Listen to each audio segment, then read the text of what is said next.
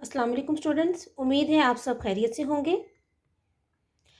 पिछले इसबाक में हमने कलमे की अक़साम पढ़ी थी, जिसमें हमने इसम के बारे में पढ़ा था। यानी इसम वो कलमा जो किसी शख्स, जगह या चीज़ का नाम हो। आज हम बनावट के लिहाज से इसम की अक़साम पढ़ेंगे, जिनमें शामिल है इसम मस्दर, इसम जामिद और इसम मुश्तक। सबसे पहले देखते हैं इसम मस्दर क्या है। मस्दर के लफ्ज़ी मायने होते हैं निकलने की जगह, यानी कि जिससे कोई चीज़ निकले, जिससे कोई चीज़ बन सके। तो इस तरह से हमारे पास इसम मस्दर की तारीफ़ है। वो इसम है जो ख़ुद तो किसी इसम से ना बना हो, लेकिन इससे नए अल्फाज बन सकते हों। यानी कि इसम मस्दर ऐसा इसम होता है जिससे हम बहुत से नए अल्फाज, नए इसम और नए अफ़ाल कायदों के मुताबिक बना सकते हैं। उर्दू में इसम मस्दर की पहचान ये है कि लफ्ज़ के आखिर में ना आता है। अगर आखिर में आने वाला ना हटा दिया जाए तो ये फ़ेल अम्र बन जाता है, यानी हुक्म के मानी देने लगता है। जैसे कि खाना का ना हटा दें तो लफ्ज़ खा बन जाता है, जो कि फ़ेल अम्र है। यानी कि लाजिम है कि इसम मस्दर को पहचानने के लिए जब भी आप उस लफ्ज़ के आखिर से ना हटाएंगे तो फ़ेल अम्र बचेगा। यानी आपको ऐसा एहसास होगा कि किसी काम के करने का हुक्म दिया जा रहा है। इसकी मज़ीद मिसालें देखें। तुम भागना शुरू करो, असलम नहाना नहीं चाहता, मुझे बाज़ार जाना है। इन जुमलों में भागना, नहाना और जाना इसम मस्दर हैं, और अगर इन लफ्ज़ों के आखिर से ना हटा दिया जाए तो हुक्मिया अल्फाज भाग, नहा और जा बन जाते हैं।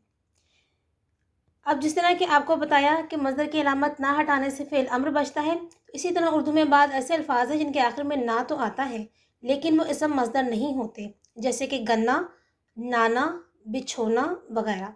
अब ये पूरे पूरे मुकम्मल अल्फाज हैं, क्योंकि अगर मैं नाना के आखिर से ना हटा दूँ तो मेरे पास सिर्फ ना बच जाता है, जो कि फ़ेल अम्र नहीं है।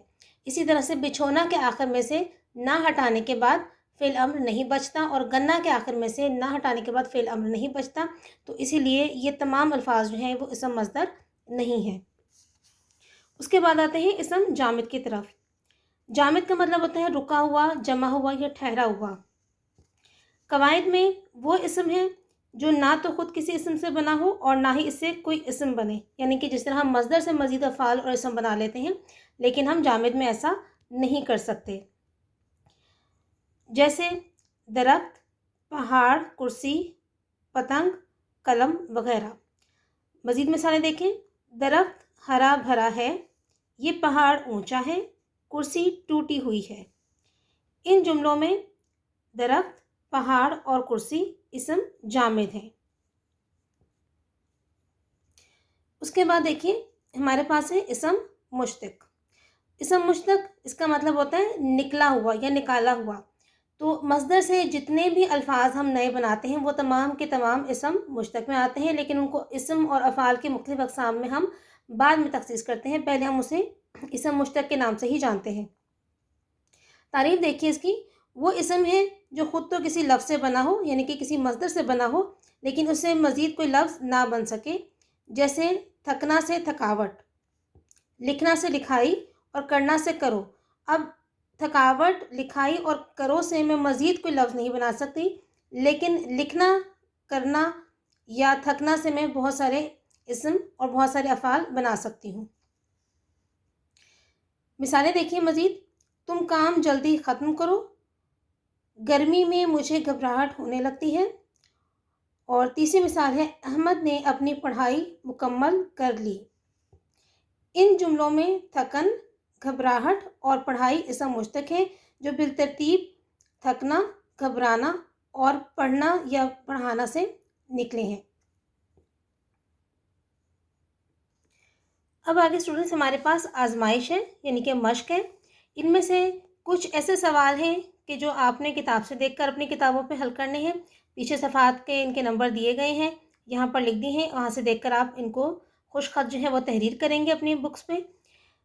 और कुछ ऐसे सवाल हैं जिनके जवाब आपको किताब में नहीं मिलेंगे, तो वो मैंने यहाँ पर आपकी आसानी के लिए लिख दिए हैं। तो पहला सवाल है इसमें, सादा आवाज़ों को तहरीर में लाने के लिए जो अलामात इस्तेमाल की जाती हैं उन्हें हुरूफ कहा जाता है। चंद हुरूफ लिखिए। यहाँ पे हुरूफ इल्लत के बारे में या मुसव्वतों के बारे में बात हो रही है, जिसके बारे में हमने पिछले इसबाक में पढ़ा था। तो ये सफ़ा नंबर 9 पे हमारे पास इसका आंसर है। वहाँ से آپ جواب دیکھ کر لکھ سکتے ہیں یہاں پر۔ اس کے بعد ہجہ سے کیا مراد ہے؟ ہجہ کے بارے میں بھی آپ پچھلے صفحات میں پڑھ چکے ہیں، صفحہ نمبر 8 پر، کہ علم ہجہ جو املا کا علم ہے، حروف کے جوڑ توڑ کا علم ہے، وہ علم ہجہ ہے، اس کے بارے میں لکھ سکتے ہیں، اس کی تعریف یہاں سے لکھیں گے اور اس کی کچھ مثالیں لکھیں گے۔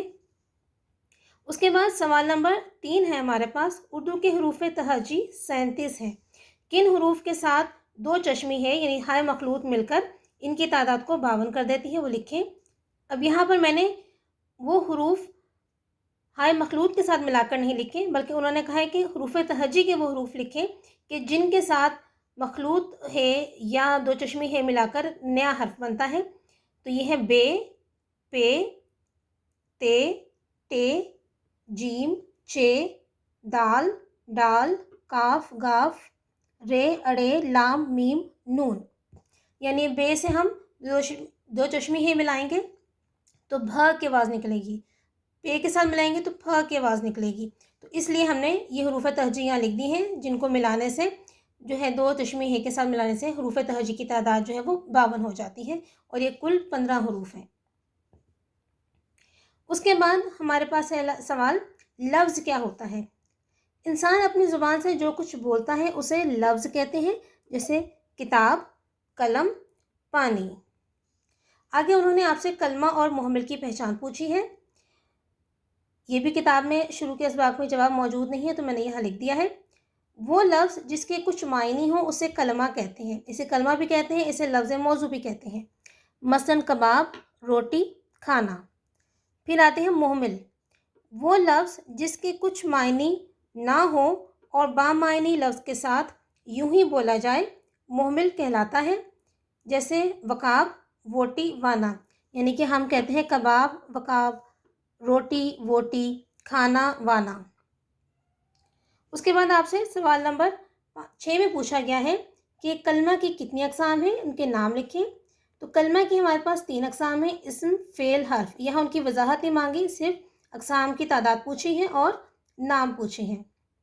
اس کے بعد ہے اسم کیا ہوتا ہے، مثالیں دے کر بیان کریں۔ یہ صفحہ نمبر 7 میں سب سے پہلا سبق جو ہے ہمارے پاس اسم کی جو کلمے کی جو اقسام ہیں اس میں سے آپ نے دیکھ کے لکھنا ہے صفحہ نمبر 7 سے، اور مثالیں بھی بیان کرنی ہیں۔ اسی طرح سے سوال نمبر 8 بھی آپ حل کریں گے کہ فعل کسے کہتے ہیں، مثالیں دے کر بیان کریں۔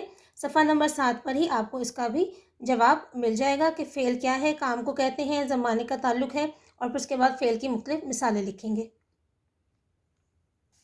اس کے بعد اسٹوڈنٹس آپ سے سوال نمبر 9 پوچھا گیا ہے، حرف کی تعریف کریں، مثالیں بھی دیں۔ تو اسی طرح سے صفحہ نمبر 7 پر جہاں کلمہ کی اقسام میں حرف موجود ہے وہاں سے آپ نے تعریف اور مثالیں دیکھ کر یہاں پر خوش خط لکھنی ہے۔ اگلا سوال آپ کے پاس، دیے گئے پیراگراف میں سے اسم، فعل اور حرف الگ الگ لکھیں۔ اب یہ پورا پیراگراف یہاں دیا گیا ہے، پیراگراف پڑھ دیتی ہوں، اس کے بعد آپ کو سمجھاتی ہوں۔ ہمارے ملک پاکستان میں بہت سی چیزیں قابل دید ہیں، ان میں نہ صرف کچھ تاریخی عمارات اور مقامات ہیں بلکہ بہت سے قدرتی مناظر بھی ہیں۔ مثلاً پاکستان میں دنیا کا ہر موسم اپنے وقت پر اپنا رنگ دکھاتا ہے۔ دنیا کی بلند ترین چوٹیوں میں سے کچھ چوٹیاں پاکستان میں ہیں، جن کے دامن میں پھیلی ہوئی وادیوں میں ایسے ایسے قدرتی پھول اگتے ہیں کہ دیکھ کر عقل دنگ رہ جاتی ہے۔ اس کے علاوہ یہاں کچھ علاقے ایسے ہیں جہاں چند ماہ چھوڑ کر پورا سال برف باری ہوتی ہے۔ غرض یہ کہ ہمارے شمالی علاقے قدرتی حسن سے مالا مال ہیں۔ اب یہاں پر دیکھیں میں نے مثال لکھ دی ہے، اسم ہمارے پاس کیا ہے، ملک اور پاکستان۔ اس کے علاوہ یہاں جتنے بھی اسم ہیں وہ آپ نے تلاش کر کے لکھنے ہیں۔ فعل 2 میں نے لکھ کے آپ کو بتا دی ہیں، دکھاتا ہے، اگتے ہیں، رنگ دکھاتا ہے اور اگتے ہیں۔ اس کے بعد حرف ہیں، میں، اور، کا، کی، کے۔ یہ حروف بھی آپ کو بے شمار جو ہیں وہ اس کے اندر مل جائیں گے، دہرانے کی ضرورت نہیں ہے۔ اگر ایک حرف ایک دفعہ لکھ دیا ہے تو اگر وہ بار بار استعمال ہوتی تو اس کو یہاں پر آپ نے ایک بار ہی لکھنا ہے۔ اور یہ تمام کام جو ہے مشق کا آپ نے نہایت خوش خط جو ہے تحریر کرنا ہے، اور اس تمام کام کو آپ نے اچھی طرح سے یاد کرنا ہے۔ اگلے سبق تک کے لیے اجازت دیجیے، اللہ حافظ۔